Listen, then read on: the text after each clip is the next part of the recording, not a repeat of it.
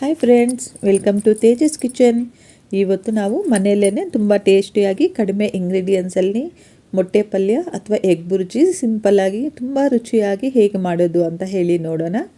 ಇದಕ್ಕೋಸ್ಕರ ನಾವು ಒಂದು 4 ಟೀ ಸ್ಪೂನಷ್ಟು ಎಣ್ಣೆ ಹಾಕ್ಕೊಂಡು ಸ್ವಲ್ಪ ಸಾಸಿವೆ, ಸ್ವಲ್ಪ ಜೀರಿಗೆ ಹಾಕಿ ಒಂದು ಸಾರಿ ಫ್ರೈ ಮಾಡ್ಕೊಳ್ಳೋಣ. ಈಗ ಇಲ್ಲಿ ನಾವು ಸಣ್ಣಗೆ ಕಟ್ ಮಾಡಿರೋಂಥ ಒಂದು 4 ಹಸಿಮೆಣ್ಸಿನ್ಕಾಯಿಗಳನ್ನ ಹಾಕಿ ಫ್ರೈ ಮಾಡ್ಕೋಬೇಕು. ಹಸಿಮೆಣ್ಸಿನ್ಕಾಯಿ ಚೆನ್ನಾಗಿ ಫ್ರೈ ಆದಮೇಲೆ ನಾವಿಲ್ಲಿ ಸಣ್ಣಗೆ ಕಟ್ ಮಾಡಿರೋಂಥ 4 ಈರುಳ್ಳಿನ ಹಾಕಿ ಫ್ರೈ ಮಾಡ್ಕೊಳ್ಳೋಣ. ಇದಕ್ಕೆ ಸ್ವಲ್ಪ ಉಪ್ಪು ಹಾಕಿ ಬೇಯಿಸೋದ್ರಿಂದ ಇದು ಬೇಗ ಸಾಫ್ಟ್ ಆಗುತ್ತೆ. ನೀವು ಮುಚ್ಚಳ ಹಾಕಿಬಿಟ್ಟು ಚೆನ್ನಾಗಿ ಸಾಫ್ಟಾಗಿ ಬೇಯಿಸ್ಕೊಳ್ಳಿ. ಯಾವಾಗ ಈ ಈರುಳ್ಳಿ ಬೆಂದಿರುತ್ತೋ ಆಗ ಇದಕ್ಕೆ ಒಂದು 2 ಟೊಮೆಟೊನ ಸೇರಿಸ್ಕೊಳ್ಳೋಣ. ಟೊಮೆಟೊನ ಸಣ್ಣಗೆ ಚಾಪ್ ಮಾಡಿಬಿಟ್ಟು ಸೇರಿಸ್ಕೊಳ್ತಾ ಇದ್ದೀನಿ.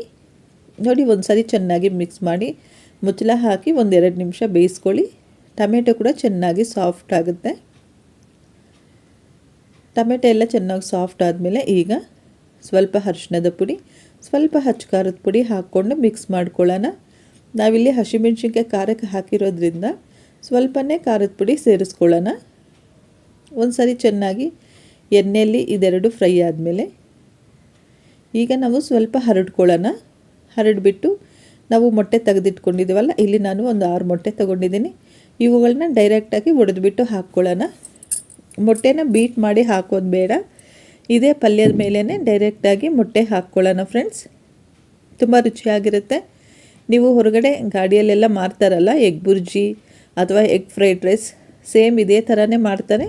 ತುಂಬ ರುಚಿಯಾಗಿರುತ್ತೆ. ಅವರು ಹೆಚ್ಚಿಗೆ ಗರಂ ಮಸಾಲ ಎಲ್ಲ ಏನೂ ಬಳಸೋದಿಲ್ಲ.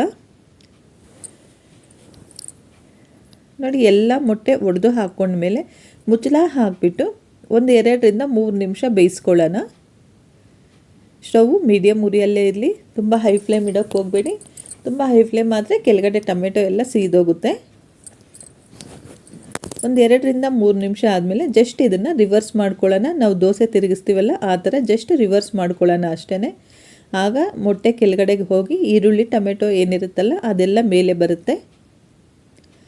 ಈ ರೀತಿ ಒಂದು ಸಾರಿ ಕೆಳಗೆ ಮೇಲೆ ಮಾಡಿದ್ಮೇಲೆ ಮತ್ತೆ ಮುಚ್ಚಳ ಹಾಕಿಬಿಟ್ಟು ನಾವು ಇನ್ನೊಂದು 3 ನಿಮಿಷ ಬೇಯಿಸ್ಕೊಳ್ಳೋಣ. ನೋಡಿ, ಈಗ ಕೆಳಗಡೆ ಕೂಡ ಮೊಟ್ಟೆ ಚೆನ್ನಾಗಿ ಬೇಯ್ತಾ ಇದೆ. ಈಗ ನಾವು ಇದನ್ನು ಮಿಕ್ಸ್ ಮಾಡ್ಕೊಳ್ಳೋಣ. ಲೈಟಾಗಿ ಮಿಕ್ಸ್ ಮಾಡ್ಕೊಳ್ತಾನೆ ಬೇಯಿಸ್ಕೊಳ್ಳಿ.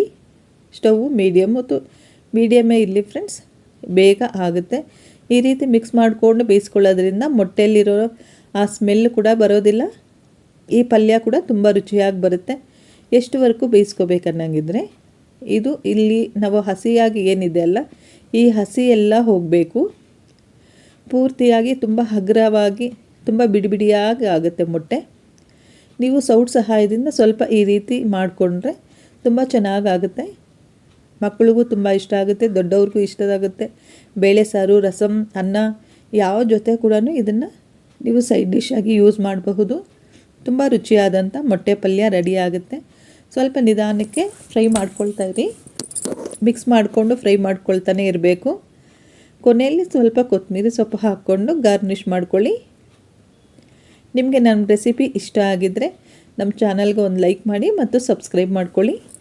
ನೀವು ಒಂದು ಸತಿ ಟ್ರೈ ಮಾಡಿ ನಿಮಗೆ ಹೇಗೆ ಬಂತು ಮೊಟ್ಟೆ ಪಲ್ಯ ಅನ್ನೋದನ್ನು ನನಗೆ ಕಮೆಂಟ್ಸಲ್ಲಿ ತಿಳಿಸ್ಕೊಡಿ. ತುಂಬ ಸಿಂಪಲ್ಲಾಗಿ ಮನೆಯಲ್ಲಿರೋವಂಥ ಇಂಗ್ರೀಡಿಯೆಂಟ್ಸಲ್ಲೇ ಮೊಟ್ಟೆ ಪಲ್ಯ ಹೇಗೆ ಎಷ್ಟೊಂದು ರುಚಿಯಾಗಿ ಮಾಡ್ಕೋಬಹುದು ಅಂತ ತೋರಿಸಿದ್ದೀನಿ. ಕೊತ್ತಂಬರಿ ಸೊಪ್ಪು ಹಾಕಿಬಿಟ್ಟು ಸ್ಟವ್ ಆಫ್ ಮಾಡ್ಕೊಳ್ಳೋಣ ಫ್ರೆಂಡ್ಸ್.